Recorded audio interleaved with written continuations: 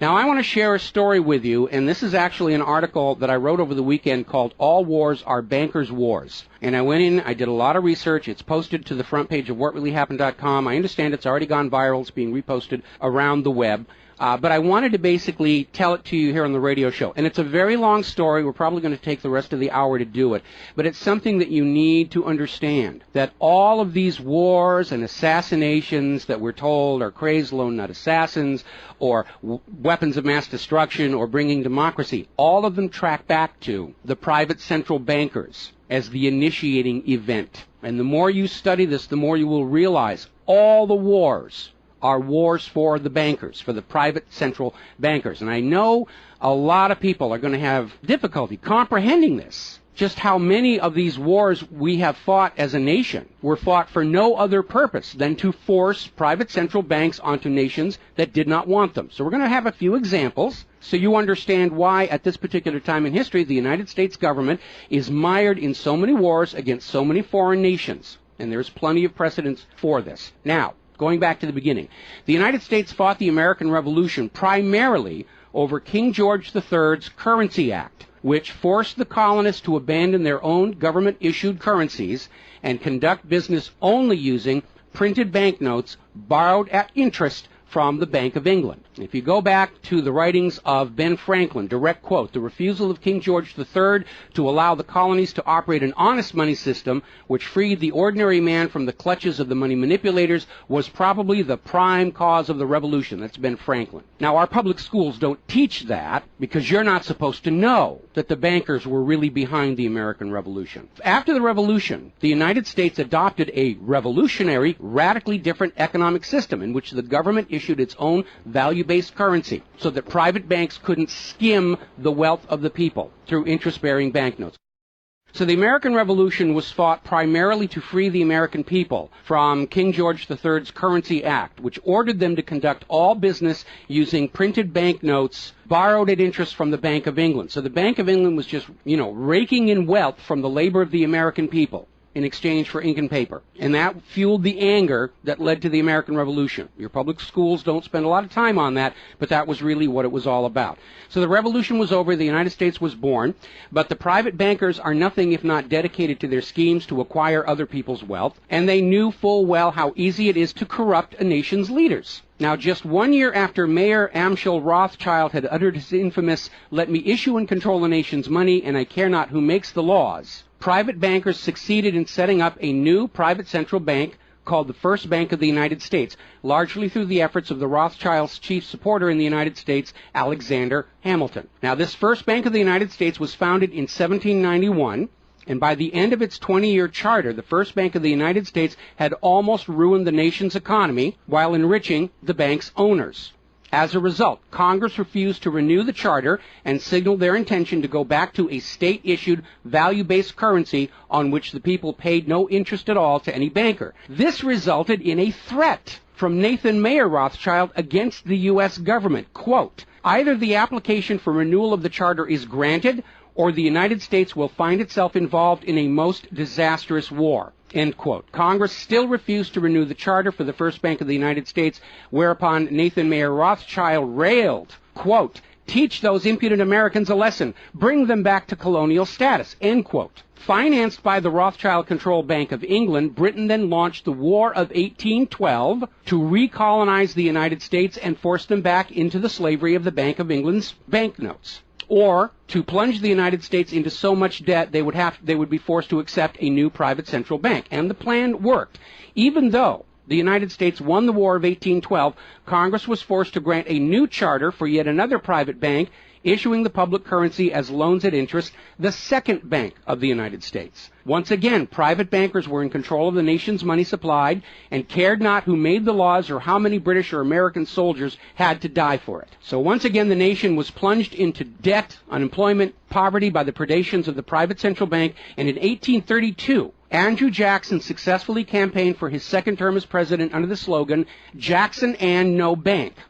True to his word, Jackson succeeded in blocking the renewal of the charter for the Second Bank of the United States of America. And this was where that famous quote came from Andrew Jackson. Quote, "Gentlemen, I too have been a close observer of the doings of the Bank of the United States.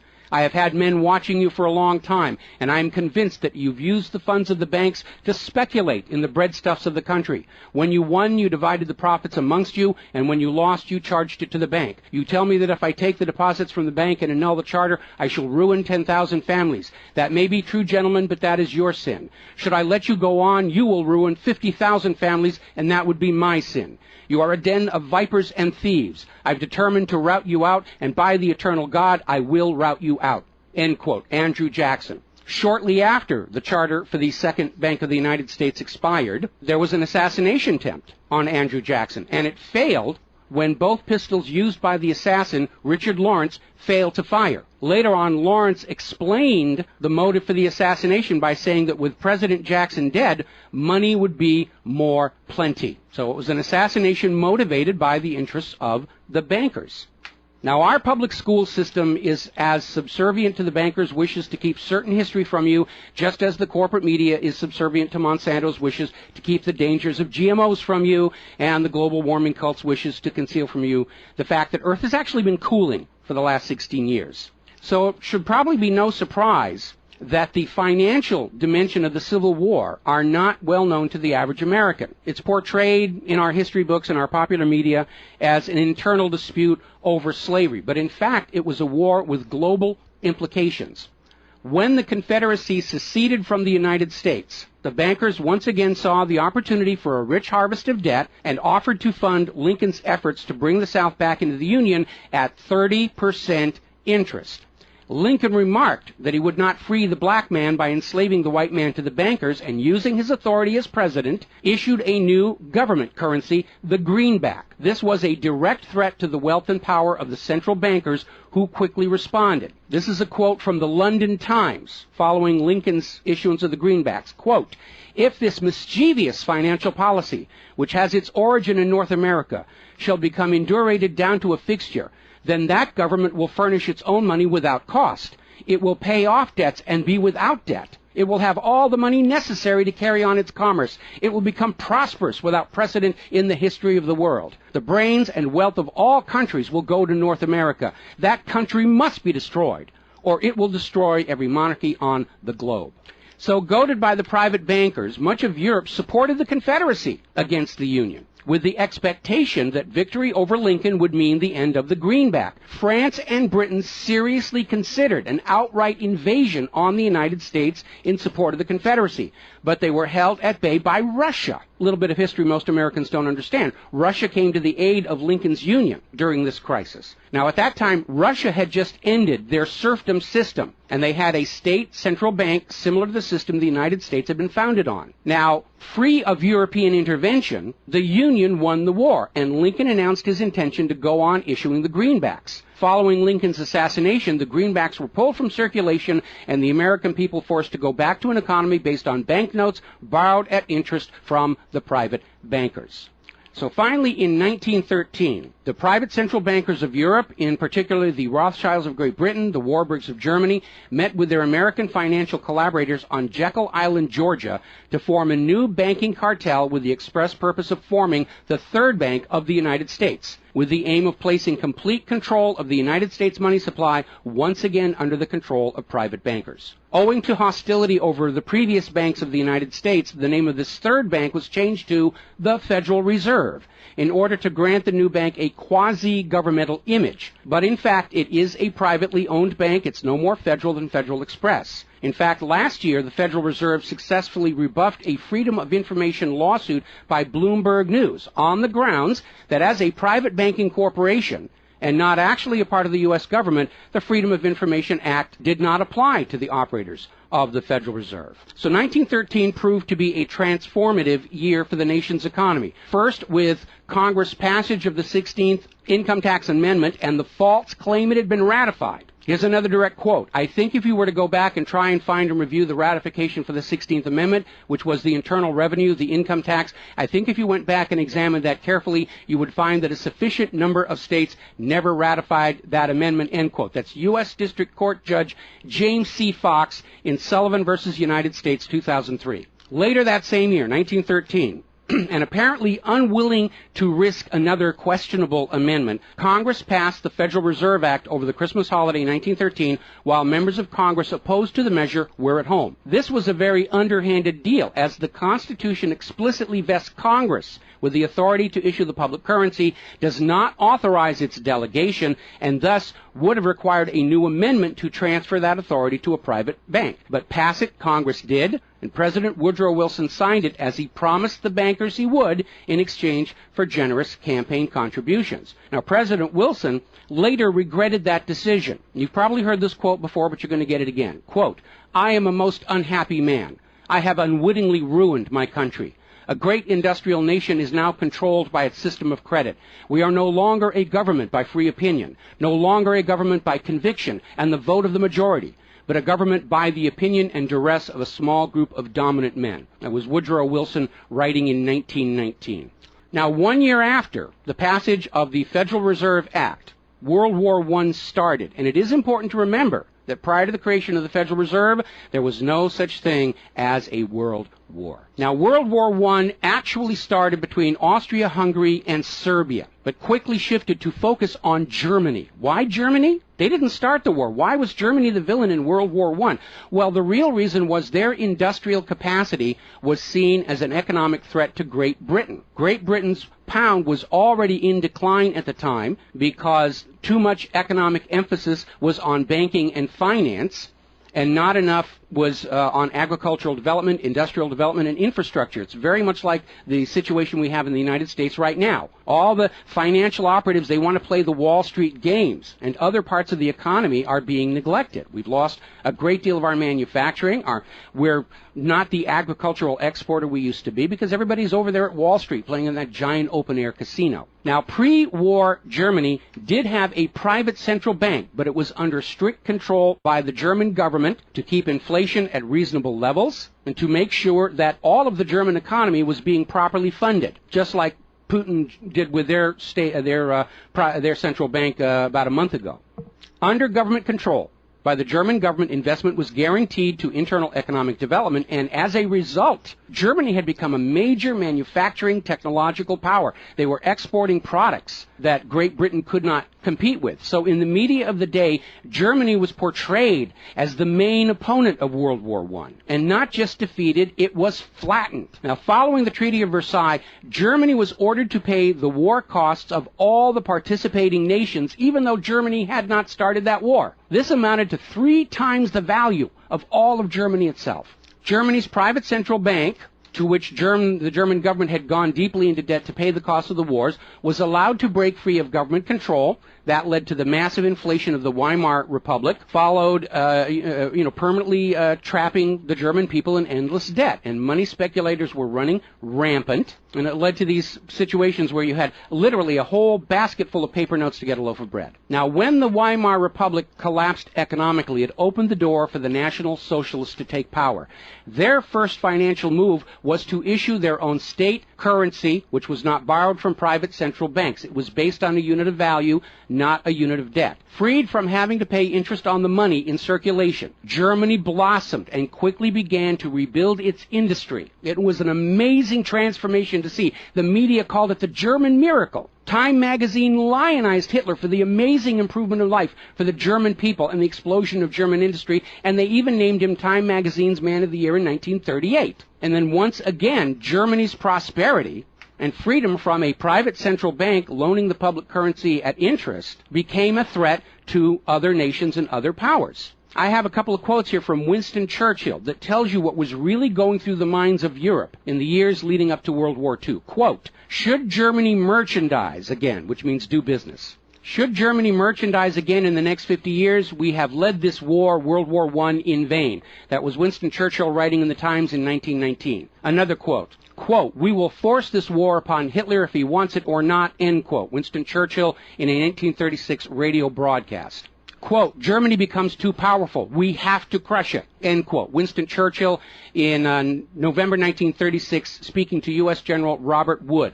Quote, "This war is an English war, and its goal is the destruction of Germany." Winston Churchill, autumn 1939 broadcast. So it was all about economics and profitability. Now, Germany's state-issued value-based currency was also a direct threat to the wealth and power of the private central banks around the world. And as early as 1933, they started to organize a global boycott against Germany to strangle this upstart ruler who thought he could run his nation without a private central bank. Now, as had been the case in World War I, Great Britain and other nations threatened by Germany's economic power looked for an excuse to go to war. And as public anger in Germany grew over the boycott, Hitler foolishly gave them that excuse. Years later, in a spirit of candor, the real reasons for the war were made clear. Quote, "The war wasn't only about abolishing fascism, but to conquer sales markets. We could have, if we had intended so, prevented this war from breaking out without doing one shot, but we didn't want to." End quote. Winston Churchill to Harry Truman, March 1946. One more quote here. Quote, "Germany's unforgivable crime before World War II was its attempt to loosen its economy out of the world trade system and to build up an independent exchange system from which the world finance couldn't profit anymore. We butchered the wrong pig." End quote. Winston Churchill writing in his book, The Second World War. Now, a little side note, we're going to actually step back in time to the years before World War II. A little bit of history a lot of Americans are still completely unaware of. And it involves a gentleman by the name of Marine Corps Major General Smedley Butler. In 1933, Wall Street bankers and financiers had bankrolled the successful rise to power of Hitler and Mussolini. Brown Brothers Harriman in New York, and they're still there. I saw them when I was there for the 9/11 anniversary. They were financing Hitler right up to the day war was declared with Germany. And these Wall Street financiers decided that a fascist dictatorship in the United States, based on the one Mussolini had in Italy, was going to be far better for their business interests than Roosevelt's New Deal, which threatened massive wealth redistribution to recapitalize the working and middle classes of America. So the Wall Street tycoons recruited General Butler to lead the overthrow of the U.S. government and install a Secretary of General Affairs who would be answerable to Wall Street and not the people, would crush social unrest and shut down all the labor unions. General Butler pretended to go along with the scheme, but then exposed the plot to Congress. So they recruited Marine Corps Major General Smedley Butler to lead this coup d'etat, because Butler was very popular with the soldiers, and his image as part of this move would help convince the military this was the right thing to do. Now, to his credit, Major General Smedley Butler, remembering his oath to the Constitution, pretended to go along with the scheme, but then exposed the plot to the United States Congress. Congress, then as now in the pocket of Wall Street bankers, refused to act. When Roosevelt learned of the planned coup, he demanded the arrest of the plotters, but the plotters simply reminded Roosevelt that if any one of them were sent to prison, their friends on Wall Street would deliberately collapse the still fragile U.S. economy and blame Roosevelt for it. So Roosevelt was unable to do anything about this attempted coup d'etat until the start of World War II, at which time he prosecuted many of the plotters under the Trading with the Enemy Act. Now, mostly it was glossed over. Oh, it's just a rumor, unfounded. It's wacko conspiracy theory. But in 1967, the congressional minutes of Smedley Butler's revelation to Congress of the coup were finally released to the public. You ever see this movie 7 Days in May? Kirk Douglas and Burt Lancaster, about an attempted military takeover of the United States of America, was based loosely on this story. But of course, in the movie, the bankers being behind the Burt Lancaster character was completely removed from the script here.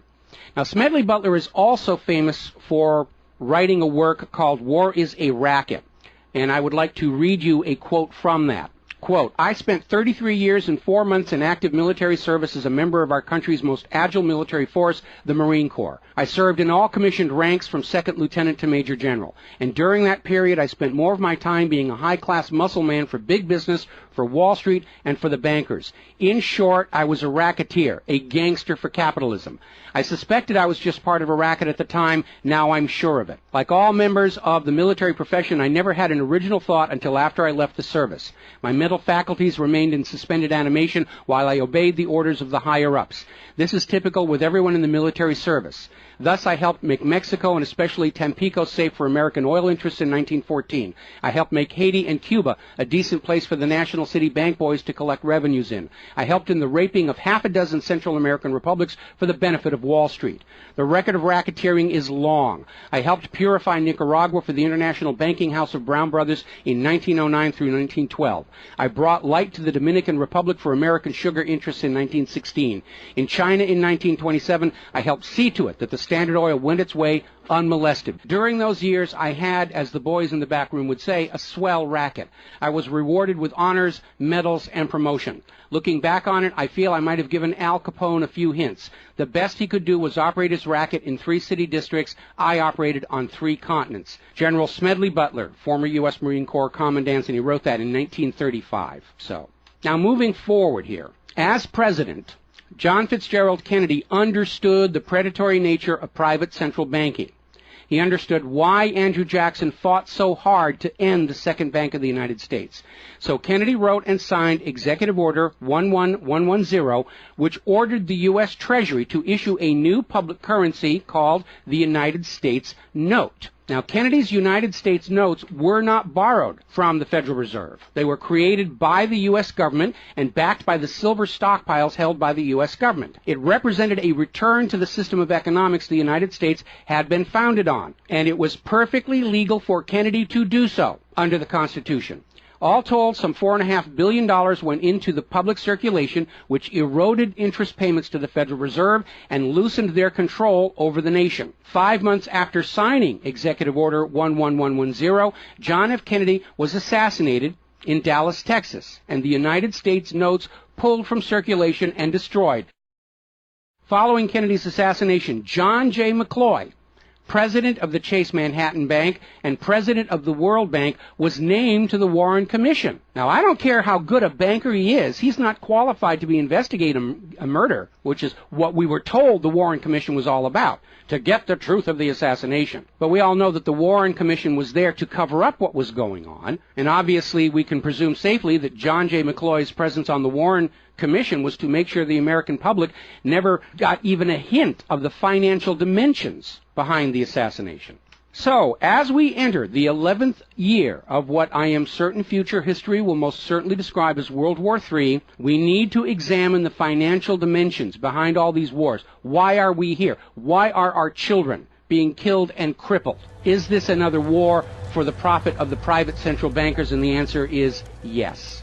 Now, toward the end of World War II, when it became obvious that the Allies were going to win and dictate the post-war political environment, the major world economic powers met at Bretton Woods, a luxury resort in New Hampshire, in July of 1944, and they hammered out the Bretton Woods Agreement for International Finance.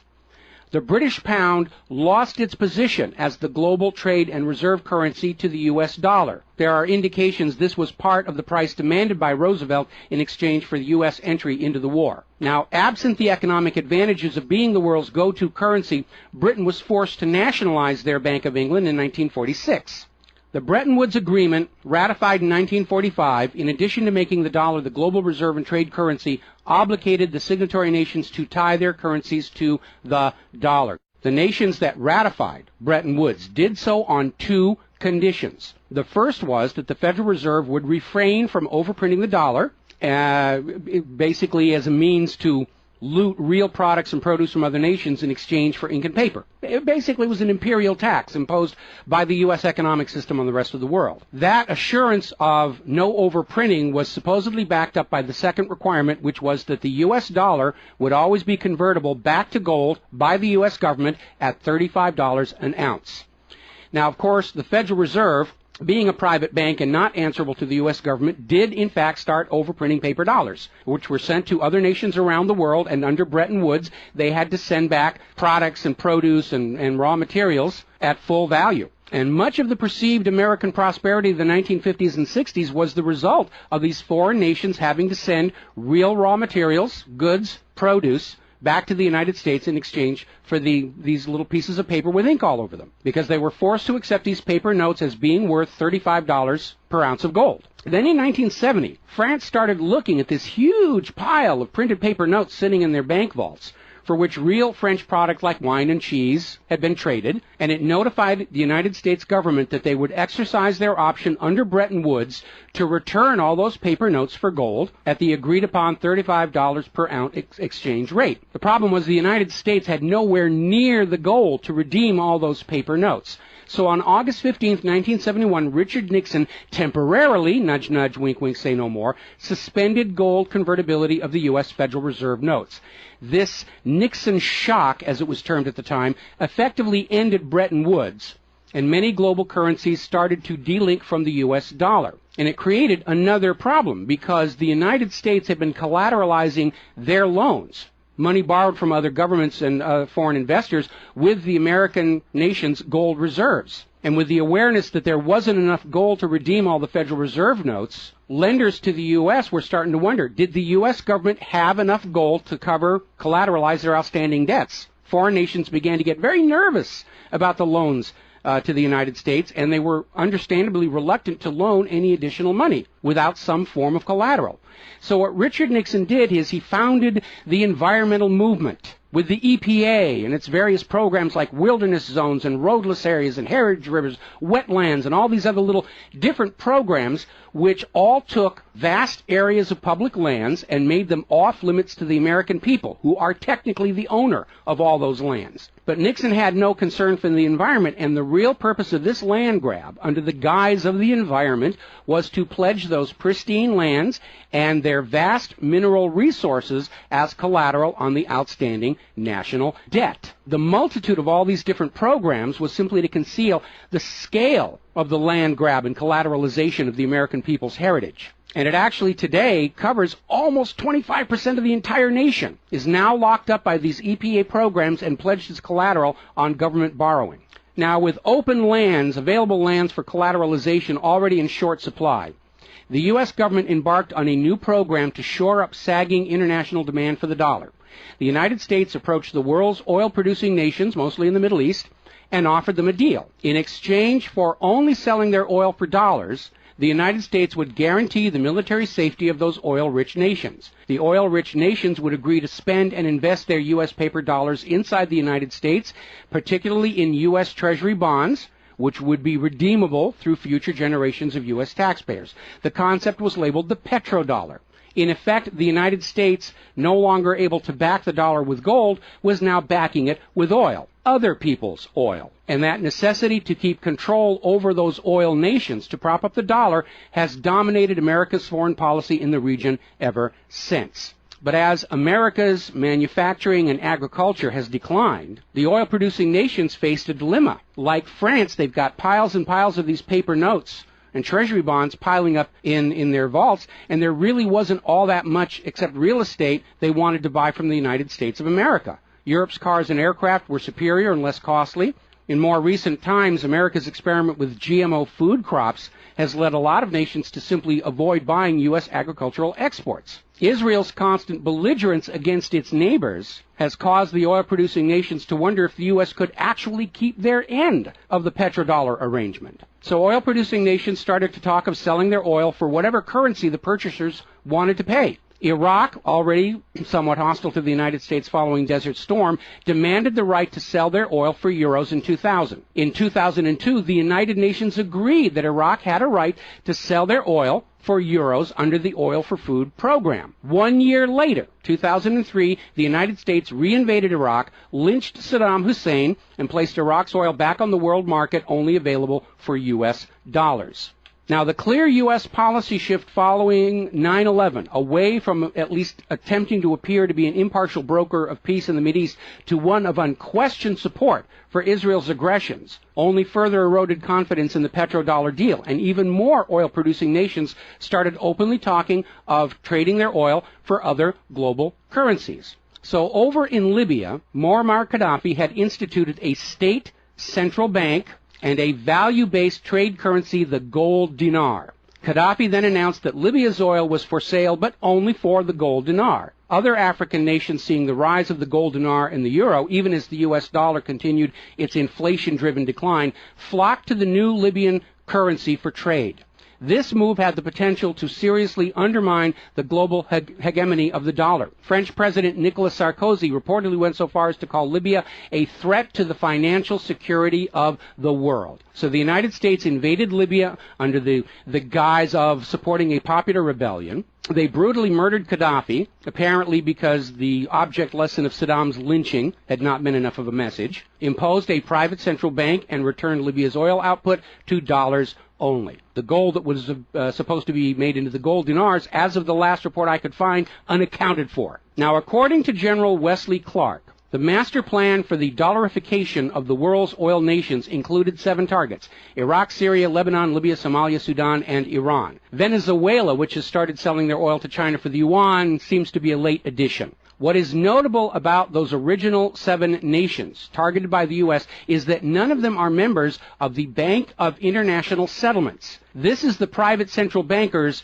private central bank located in Switzerland. That meant that those 7 targeted nations were deciding for themselves how to run their nation's economies rather than submitting to the international private central bankers. Now, of course, the bankers' gun sights are on Iran, which dares to have a government central bank and sell their oil for whatever currency they choose. The war agenda for Iran is, as always, to force Iran's oil to be sold only for dollars and to force them to accept a privately owned central bank. Now, you have been raised by a public school system and a media that constantly assures you that the reasons for all these wars and assassinations are many and varied. We're bringing democracy to the conquered lands. We hear that a lot. When actually the U.S. hasn't. The usual result of a U.S. overthrow is the imposition of a pro-business, pro-Wall Street, pro-U.S. dictatorship. Good example, the 1953 CIA overthrow of Iran's democratically elected government of Mohammad Mossadegh and the imposition of the Shah. Or the 1973 CIA overthrow of Chile's elected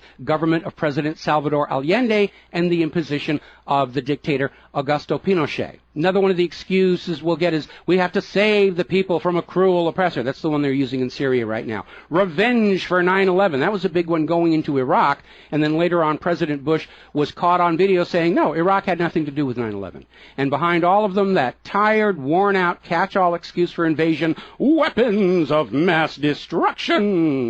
Assassinations are always passed off as crazed lone nuts to obscure the real agenda. And the real agenda of the bankers is very simple. It is enslavement of the people by creation of a false sense of obligation. Now, that obligation is false because the private central banking system by design creates more debt than money with which to pay the debt. There is no way out the way it's set up. It's impossible to escape as long as you're playing by their rules. And you need to understand, private central banking is not science. It is a religion. It's a set of arbitrary rules created to benefit the priesthood, meaning the bankers, and it is supported only because people believe this is the way it's supposed to be.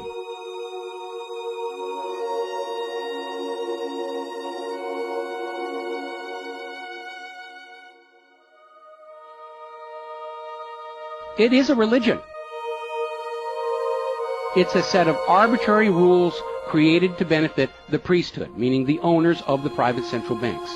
The fraud persists with often lethal results only because the people are brainwashed into believing that this is the way life is supposed to be, and no alternative exists or should even be dreamt of.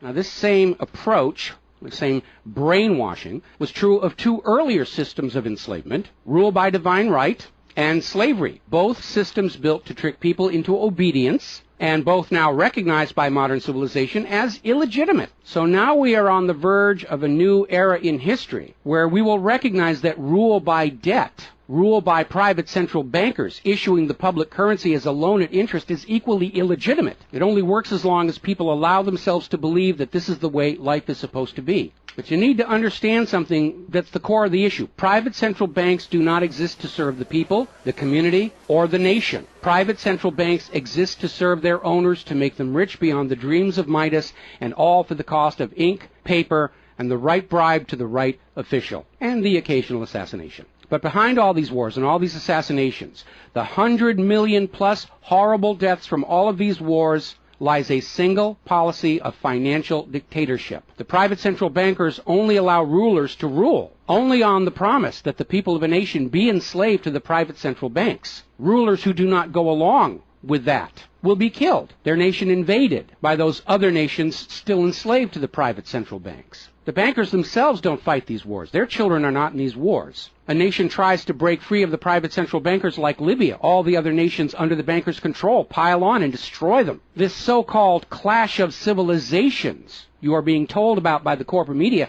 it's really a war between banking systems, with the private central bankers forcing themselves onto the rest of the world, no matter how many millions must die for it. The constant hate-mongering against Muslims you see in the corporate media lies in a simple fact. Like the ancient Christians, prior to the Knights Templars, Muslims forbid usury or the lending of money at interest because they saw in ancient times, like Rome, how these banking practices could destroy an entire society. And that is the reason our government media insists that Muslims have to be hated and killed and converted.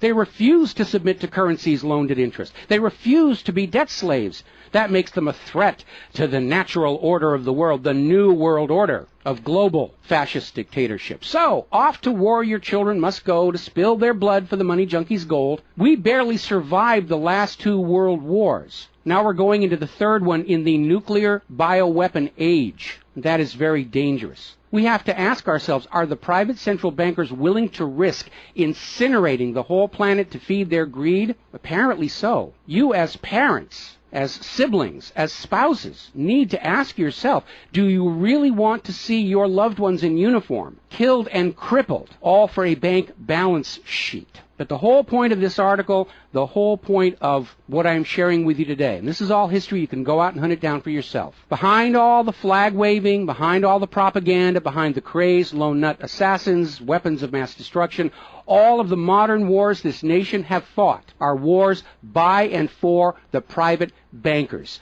fought and bled for by third parties unaware of the true reason they're expected to gracefully accept being killed and crippled for. And the process is quite simple. We've explained it before on this show. As soon as the private central bank issues its currency as a loan at interest, the public is forced deeper and deeper into debt. When the people are reluctant to borrow anymore, that's when the Keynesian economists demand the government borrow more to keep the pyramid scheme working. When both the people and the government refuse to borrow anymore, that is when the large wars get started, to plunge everyone even deeper to debt to pay for the war, and then after the war to borrow even more to rebuild. And when these horrible wars are over, the ordinary people have basically what they had before the war, except their graveyards are a lot larger, and everyone is in debt to the private bankers for the next century. That is why Brown Brothers Harriman in New York was funding the rise of Adolf Hitler, because war is the bankers' richest harvest. We all need to recognize this is what all these wars have been about. Private central banking, enlarging their domain, imposing their will on nations that do not want it, imposing their system on the rulers of nations who do not want it. Bribery, blackmail, assassination, they will do anything to maintain their stranglehold on the productivity of the world's people. And as long as private central banks are allowed to exist, inevitably, as the night follows the day, there will be poverty, hopelessness, millions of deaths in endless world wars until the earth itself is sacrificed in flames to Mammon. The path to true world peace lies in the abolishment of all private central banking everywhere and a return to the state-issued, value-based currencies that allow nations and people to become prosperous through their own labor and development and efforts. Now, I mentioned the Knights Templars.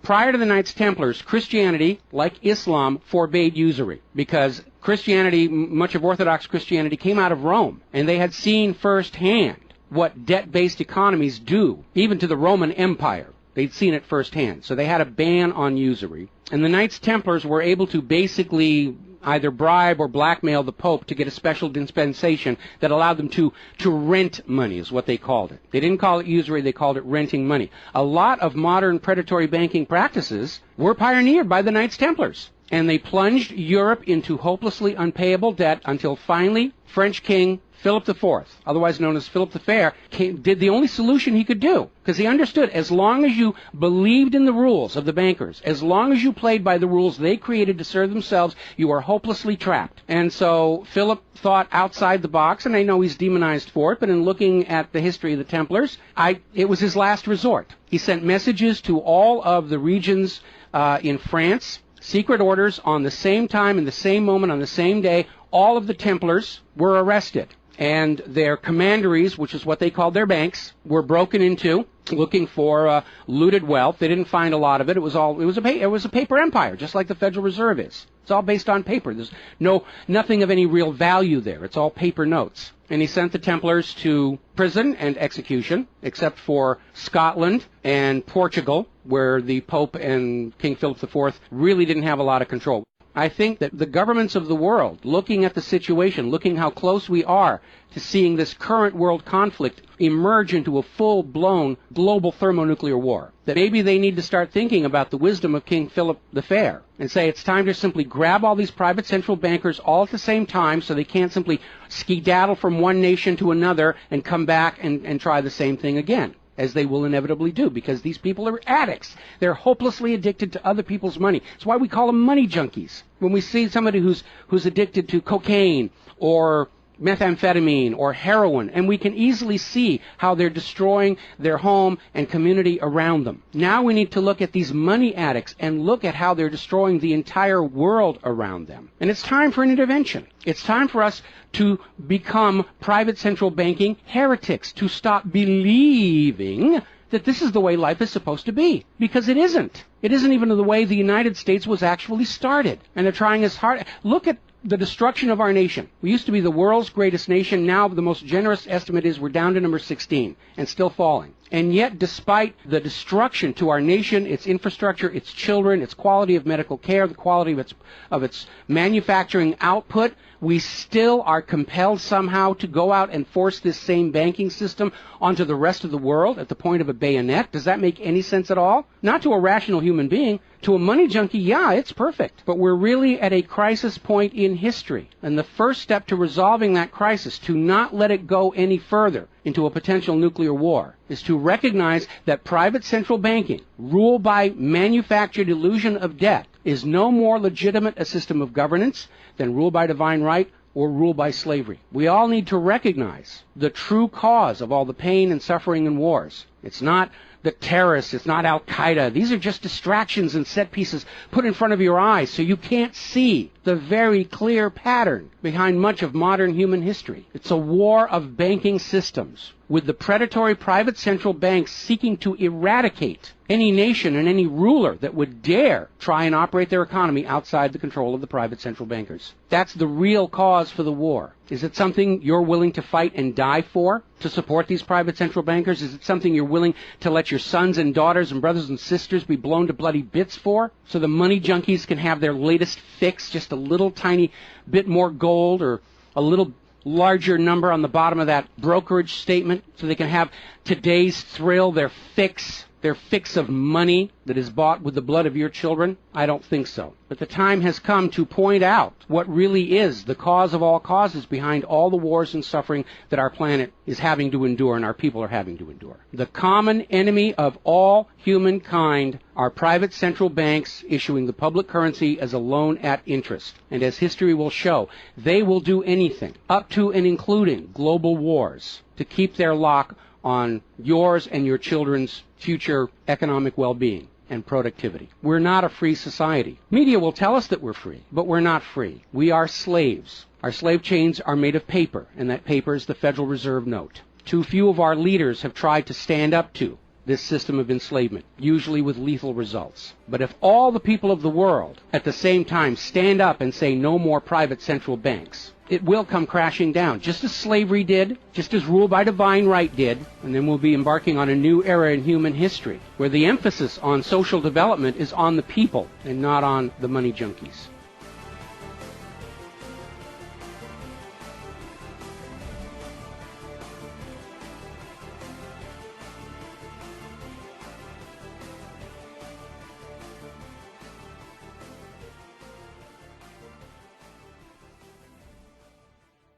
Now, I want to share a story with you, and this is actually a much larger body of evidence